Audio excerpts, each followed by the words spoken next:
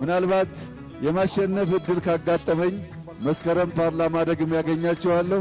ካልተገናኘንም ሰላም ሁኑ።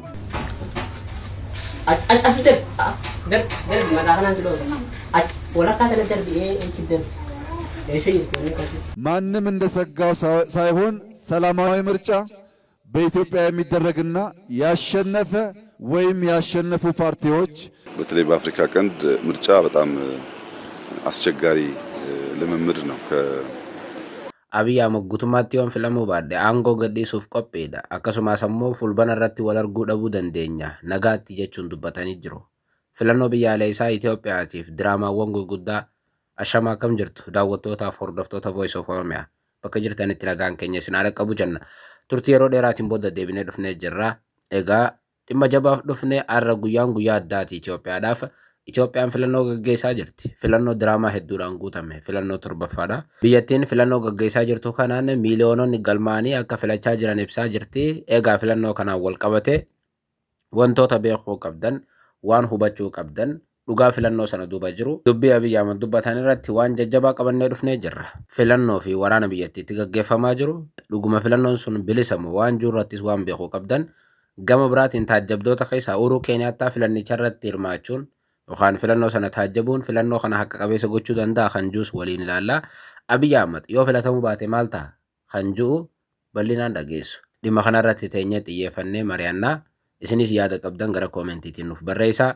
Viidiyoo tana jalatti yaada qabdan kan feetan bilisaan kennuu ni dandeessu. Garuu jalqaba yaada kiyya dhaggeeffattanii hubattanii xumurtanii sana booda yoo yaada kennatan irra filatamaadha. Maaliifuu nama yaada namaa hubateetu yaadas kennuu danda'a waan ta'eef. Kallattumaan gara waan qabanneetti isin dabarsina. Filannoo biyyaalessaa Itoophiyaa. Itoophiyaan yeroo torbaffaadhaaf filannoo gaggeessaa jirti. Filannoo nama gaggeessaa jirtu kun akka dimokiraasii ta'etti ibsaa jirti biyyattiin. Keessumaa miidiyaaleen Itoophiyaa filannoon kun filannoowwan amma dura turan irraa baay'ee garaagaraa akka ta'anitti dhiyeessaa jiru. Akkuma beekamu Itoophiyaan miidiyaalee mootummaadhaan dhuunfataman guddoo qabdi. Akkuma beekamu miidiyaaleen biyyattii harki 90 mootummaan dhuunfatameera. Mootummaan miidiyaa akka barbaadetti taphata. Keessumaa paartiin biyyattii gaggeessitu paartiin badhaadhina akka barbaadetti miidiyaa harkaa qabdi. Kanaaf ammoo miidiyaaleen biyyattii filannoo haqa qabeessa, bilisa, filannoo dhugaa akka gaggeessaa jiranitti ibsaa jirti. Filannoon baranaa yeroo torbaffaaf gaggeeffamu kun paartii badhaadhinaatiif filannoo lammaffaa ta'uu isaati. Bara 2021 ministeerri muummee Abiy Ahmed filannoo osoo waraanni jiru gaggeeffame injifatanii turan. Filannoo sanas parsantii 99 jechuun ni danda'ama guutuu isaanumaatu injifate. Sababiin isaa dorgomtoota hin qabanii hamiifuu xiqqoo barana irra wayyaadha jechuu ni dandeenya. Bara sana waraana kaaba Itoophiyaa ture wal qabate keessumaa naannoo Tigraay jiru wal qabate filannoo sanarratti paartiileen siyaasaa taasuma hin hirmaanne. Barana garuu warroon akka TPLF filannicharraa of baasaniis dhaabooleen akka ABO filannicha irratti hirmaachaa jiru Oromiyaa keessatti jechuudha. Baranallee wantoonni guutamuu hin dhiyaanne dhibbaatu jira. Filannoon kunis haqa qabeessa bilisa jechuun hin jiru baranaas. Kabara saniitirra garuu waan xiqqoo wayyaanii ni jira. Tarii barana paarlaamaa keessa mormitoonni guutuu akka danda'an tilmaamama. Warri mootummaa kana morman Izeemaa fi Abinii fi ABO fi kabiraa dabalatee barana paarlaamaa seenuu carraan isaanii ni jira jennee amanna. Haa ta'u malee filannoon kun haqa qabeessa. Paartiileen kun carraa injifachuu qabu waan jiru abadan. Hin dhufuus hin yaadamullee. Because paartiileen siyaasaa gurguddoon fakkeenyaaf ABO fi KFO'n filannoo kana akka barbaadanitti irratti hirmaachaa hin jiran. Xiqqoo ABO'n barana filannicha irratti sochii jabaa godhaa ture. Akka barbaadettis yoo ta'u baate sochii jabaa godhaa ture. KFO'n fakkeenyaaf filannicha irratti uumaa tattaaffii godhaan turre. Even naannoo Oromiyaa keessatti KFO'n amma dorgomaa hin jiru. Already magaalaa Finfinnee Dirreedhaa fi Harar qofa irratti qaadhimamtoota dhiyeesse KFO'n. Kanas taasuma wayita duula filannoo gaggeessu KFO'n hin mul'anne jechuudha argitanii. Maaliifuu nageenya sodaataa dhiibbaa badhaadhinni isarraan ga'u sodaataa. Kanaaf jecha filannicha irratti akka barbaadutti hin dorgomini hin hirmaatin KFO'n. Akka paartiin sun boordii filannoo irraa hin haqamneef hirmaate malee KFO'n filannicha keessa hin jiru jechuu ni dandeenya. Eda yaada Hamzaa Booranaa kenne yookaan qondaalli KFO kenne ilaalee hin jira. KFO'n duruma maallaqa uummataa qisaaseessuu waan ta'eef jecha filannicha irraa of baasee jira Hamzaa Booranaa. Already KFO'n filannoo keessa hin jiru jechuudha. Bicha akka boordii filannoo irraa hin haqamne yookaan paartichi umriin isaa akka hin gababbanneef jecha Finfinnee Harariif Dirreedhootti dorgommii irratti argama. ABO'n immoo kutaalee Oromiyaa hedduu keessatti duula na filadhaallee gaggeessaa ture. Miidiyaalee irrattis dhiyaate imaamota isaa dhiyeessaa ture. Akka barbaadetti illee immoo Oromiyaa keessatti yoo filannicha gaggeessuudhaaf mijachuu fi baates sochiin isaa gaarii ture. Filannoon baranaa yeroo torbaffaaf Itoophiyaatti gaggeeffama jedhame kuni namoota miiliyoonni 54 akka galmaa'an yookaan kaardii fudhatanii filannicha filachuudhaaf qophaa'an ibsame. Filannoon kun ganama kana barii sa'aatii 12 irraa jalqabee gaggeeffamaa jira. Ministeera Muummee Abiyyi Ahmad dabalatee hedduun isaanii filatanii jiru. Abiyyi Ahmad bakka dhaloota isaanii buufata filannoo Bashaashaa Harootti argamanii sagalee isaanii akka laatan ibsamee jira. Abiyyi filannoo baranaa irratti guutumaan guututti jechuun ni danda'ama. Akka isaan injifatan ni eegama. Paartiileen isaan morman ammoo paarlaamaa akka jala seenan ni fedha Abiyyi ji'oota dura ture. Paarlaamaan kun already fulbana boodanii jijjiirama jaanii turan. Maal jechuu isaaniiti? Filannoo irratti paartiileen dorgoman fakkeenyaaf ABO'f KFO dabalatee paartiileen biraas paarlaamaa seenuu carraa ni qabaatanii sana booda mootummaa wajjin paarlaamaa keessatti wal mugguutuun ni jiraata jechuudha. Akka amma dura paarlaamaa acabcaabii ta'uu hedduu Abiyyillee waan hawwannatti hin fakkaatu. Amma booda paartiin badhaadhinaa qofti paarlaamaa keessa wal geessee shab waan fedhu natti hin fakkaatu Abiyyilleen. Sana immoo ni jijjiirraa jaanii jiru. Kanaaf ammoo filannoo akka biyyaalessaatti hoogganaan isuma taanii yoo itti fufan illee filannoo kanaan warri isa morman carraan paarlaamaa keessatti dhufanii yookaan manneen maree keessatti dhufanii isa mormu guddaadha jennee amanna. Kanaaf immoo fulbana booda ilaallaa jechuudha. Filannoo kana eenyutu injifata? Abiyyiitu injifata ifa ture. Maaliif injifata? Dursee ifa ture. Uummata biyyattii guutuu paartiileen siyaasaa biraa akka hin qabanne dhoorkanii akka miseensallee hin godhanne dhoorkanii waajjiraalee paartiilee biraa cufanii mormitoota ugguranii hidhaanii ajjeesanii badhaadhina malee nama biraatti filatama jaanii eeguun daba guddaadha. Akkuma jenne carraa bara mareetii fi paarlaamaa seenuu ni jiraata. Sanii ala garuu wanti biraa haaromni aangoo biyya irratti uumamuu hin jiru jechuudha. Gama ijoo dubbiitti yoo deebinu filannoon kun waraana keessatti gaggeeffamuun isaa qormaata biraati. Filannoon biyyaalessaa baranaa akkuma kan 2021 filannoo waraana keessatti gaggeeffamaa jirudha. Waraanni naannoo Amaaraa keessatti hin dhaabbanne, naannoo Tigraay keessatti hin dhaabbanne, naannoo Oromiyaa keessatti hin dhaabbanne, naannoleen gurguddaan Itoophiyaa 3 filannoo baranaa irrattis waraanuma keessa ta'anii dabarsan jechuudha. Naannoon Tigraay already filannoo keessaa baatee jirti. Naannoon Tigraay Itoophiyaa keessa iyyuu hin jirtu jechuu dandeenya amma. Aangoo Abiyyi jalas hin jirtu jechuu dandeenya. Bulchiinsa Abiyyi Ahmadiin ala taatee jirti. Abbaan tokko filachuudhaafis filannoofis naannoo Tigraay hin seenne. Tokko asitti filannoon kun irruu guddaadha. Uummanni miiliyoonni 7 filannoo kanarraa kophaa jiran jechuun biyya takkaatu Itoophiyaa keessaa ba'ee uumamu jira jechuudha. Naannoon Amaaraa faannoon tasuma filannoon kun akka hin gaggeeffamne burjaajeessuuf daandii cufee argama. Guyyaa 3 irra. Daandiin cufaa naannoo Amaaraa.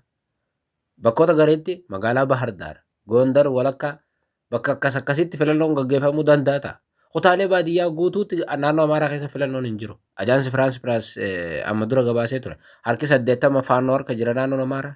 Filannoon kun garuu harka 80 naannoo Amaaraatti hin gaggeeffamne jechuu dandeenya. Bahar Daarii fi Dasee fi Gondar keessa magaalaa Walakkaatti yoo filannoon gaggeeffame ni fakkaata. Saniin ala garuu kutaalee baadiyyaa hedduu keessatti naannoo Amaaraa harka 80 akkuma AFP hin jiru filannoon naannoo Amaaraattis. Kun naannoo Amaaraa filannoon gufachuu agarsiisaa jechuudha. Waraanaa fi filannoon gargar hin baane jechuudha. 2021 gaafa Abiyyi filatamus naannoo Amaaraatti naannoo Tigraayitti waraanaatu ture. Naannoo Amaaraattis waraanaatu ture. Filannoon san waraana keessa gaggeeffamtee Abiyyi harka 99 injifate bakka dhumatti akkasuma. Baranaas naannoo Amaaraattis lolaatu deemaa jira. Naannoo Oromiyaatti waraanni bilisummaa Oromoo dhagaa turtan. Asuma irratti haasoo Jaalmarroo keenya turre. Filannoon akka danqamu Jaalmarroon ifatti dubbatan. Filannoo kanaaf beekamtiin kenninu tokkolleen uummanni yoo kararra deeme torbaan tokko guutuu haga filannoon kun gaggeeffamutti haleellaa isa dhaqqabuuf itti gaafatamaa jee Jaalmarroon. Kunis filannoon Oromiyaatti akka hin danqamu. Oromiyaa bakkoota hedduu bakkoota qabate sanitti sochiin tokkolleen hin jiru amma. Fakkeenyaaf kaleessa Salaalee guutuun daandiin cufaa ture. Daandiin naannoo Amaaraatti geessu. Salaalee keessa dabruu cufaa ture. Finfinnee irraa ka'e. Asiin lixa Oromiyaatiin cufaa ture. Kibba Oromiyaas akkasuma cufaa ture jechuudha kaleessa. Sababiin maali? Wobootitu dhuunfatee harkaa qaba. Waraanaatu gaggeeffama. Konkolaataan daandii irra deema. Waraanni bilisummaa Oromoo tarkaanfii irra fudhataa sodaadhaaf jecha konkolaataaleen magaalaa walakkaatti dhadhaabbatanii oolanii jechuudha hararra. Kanaanis filannoon naannoo Amaaraa keessattis danqameera. Naannoo Oromiyaa keessatti guutuu ta'uu hin dandeenye danqameera. Naannoo Tigraay guutuu hin gaggeeffamne Filannichi waraanuma keessa dabree jechuudha. Kanaaf filannoon kun haqa qabeessa bilisa jechuunis hin danda'amu jechuudha. Gama ijoo dubbiitti yoo deebinu immoo filannoon kun akka waan haqa qabeessa bilisa dimokiraasii ta'etti qaamonni mootummaatiif miidiyaalee mootummaa dhaadheessaa jiru. Fakkeenyaaf amma Uhuruu Keeniyaattaa fa'aan namoota 72 qabatanii taajjabdoota ta'anii filannoo sanarra deemanii daawwachaa jiru. Kanaaf immoo filannoon kun haqa qabeessa Abiyyiitu injifatee jaanii wayita dhaadheessa mul'ata. Uhuruu Keeniyaattaa filannoo sanarra taajjabuun haqa qabeessa godha. Uhuruu Keeniyaattaa buufataalee filannoo 3 fi 4 ol daawwachuu danda'a. Gareen isaa achi ol daawwachuu danda'a. Gamtaan Afrikaa sun eenyu jala jira mataan isaa? Igaadi eenyu jala jira mataan isaa? Igaadii fi gareen gamtaa Afrikaa lamaaniyyuu mootummaa Itoophiyaa harka jiran. Dhaabbata kana mootummaa Itoophiyaatti itti taphata. Igaadi fakkeenyaaf bu'anni isaa guddoon head office isaa guddaan Jibuutii jira. Garuu dhaabbata mootummaan Itoophiyaa akka barbaade godhudha. Hoogganaan isaa Warqinaa Gabayyoo haa ta'u malee duruma osoo Warqinaan hin dhufin illee gaafa mallas jirus Igaad katti taphachaa ture mootummaa Itoophiyaati. Arrallee warri Igaad qabeetti kanatti koonni itti taphatu isuma. Igalee Igaadi gamtaa Afrikaati. Homaa waan harka mootummaatiin ala jiran hin qaban. Gamtaan Afrikaa duraanuu dhaabbata du'e Igaad irra caalaattu du'aadha. Uhuruu Keeniyaattaa maqaa isaa tubate dhugaa dubbachuuf. Eeyyeennaaf gala. Uhuruu Keeniyaattaa biyya dimokiraasii irraa dhufe. Uhuruun ifiif 2022 aangoo isaa akkamitti akka dabarse nuti ni beekna.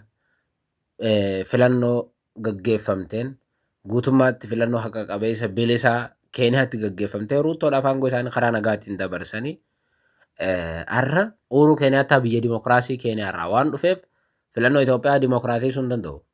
Yookaan haqa qabeessa fakkeessuu hin danda'u. Ta'ullee hin jiru wanti ta'ullee hin jiru. Buufataalee filannoo 3 ol daawwachuus hin danda'u Uhuruun. Gareeleen isaa hedduun isaa Igaadii fi gamtaa Afrikaa irraa walitti babba'an akkuma jenne mootummaa Itoophiyaatiin kan qabamanidha. Kanaaf isaanuma gamtaa Afrikaatii fi Igaadillee namni amanu hin jiru jechuu ana dabalatee hedduun amanaman.